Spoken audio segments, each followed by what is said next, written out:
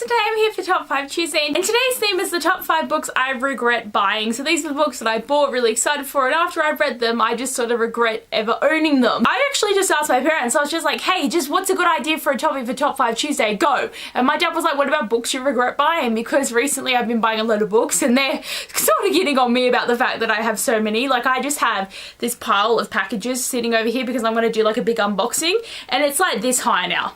I shit you not. It's very high. I'm not going to show it to you because it'll be a surprise in the unboxing of how much I've got, but there is still more coming. Don't know what I'm doing in my life, but these are the top 5 books I regret buying. Number 5 on my list is Betrothed by Wyndham Wiltshire, and the reason for this is I just did not like this book. The main character, literally from page 1, just wants to have sex with the love interest. That's all she wants, and he's like, no, and she's like, yes. And it just annoyed me how attached she got to me. Like, if you want to read a really bad insta-love story, this book. But the reason I regret it is I bought the sequel at the same time, so I read the sequel too, and I don't even know why. It was so bad, but I regretted it because I bought the first one, didn't enjoy it, but if I bought the second one, I have to read it. The series is up to book 4 now, and there's no way I'm gonna read the rest of it, like, just no way. But I was just so hating towards this book. Okay, number 4 on my list is The Miniaturist by Jessie Burton. Like, I heard so many good reviews about this book, and I was really excited to check it out. Like, I knew it was gonna be a slow and a bit weird, but I honestly hated it. It was so boring, and the main characters were just nothing about them I liked, and like the main storyline and the big reveal at the end was just kind of like, what? Like, what did I just read? So I regret it because I trusted so many opinions, and then I was like, ah, shit, why do I own this? Number 3 on my list is A Nerve by Janine Ryan, and like, my god, I watched the movie before I read the book, and I loved the movie so much. Like, it was such a great movie, and I just saw this in the bookstore, and I was like, you know what, I might as well read the book because the movie was great, so the book should be better.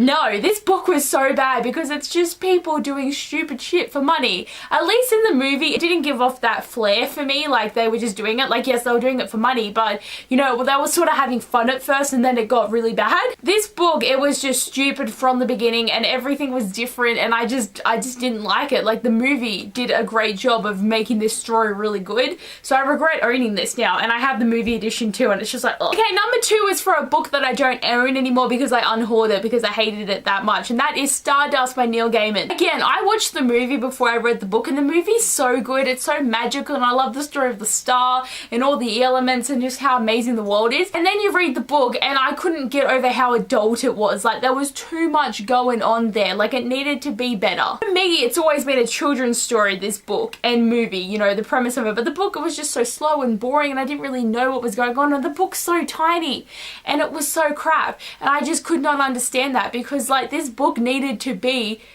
amazing. Like, that's the thing, is you always expect the book to be better than the movie, but when it's not, it's so heartfeltly annoying. And number 1 is Carve by Veronica Roth. I shit you not, probably one of my most hated books. Honestly, I just could not. After all the controversy that came out with this book, I just didn't want to read it, and I regretted having bought it and having it on my anticipated reads and being excited for something that Veronica Roth had written. And then I read it, and just, my god. Like, even without the controversy, this book was so boring, and like, there was no point to it, and it was trying to be a thing, but the thing it was trying to be, I don't even know. This didn't need to exist, and I regret owning it. I regret everything. Just at the moment, I'm not gonna unhaul it because it's good to use for these type of I hate it so much videos, and it's, you know, it's worse when you don't actually have a copy of it. So I'm keeping it for that reason at all, but I would gladly burn this if I could. So these are the top 5 books that I regret buying, and like, I probably would like unhaul all of these, you know, when it got to the point where I physically had no more room on my shelves, which is where it is at now. But I'd like it to be, you know, physically, because I've read everything that I own and they just cannot fit anything else on there. But I have a lot of unread books, so we're going to leave these in the red pile because it makes it look just that little bit better. Thanks for watching this video. I hope you enjoyed, and I'll see you guys later. Bye!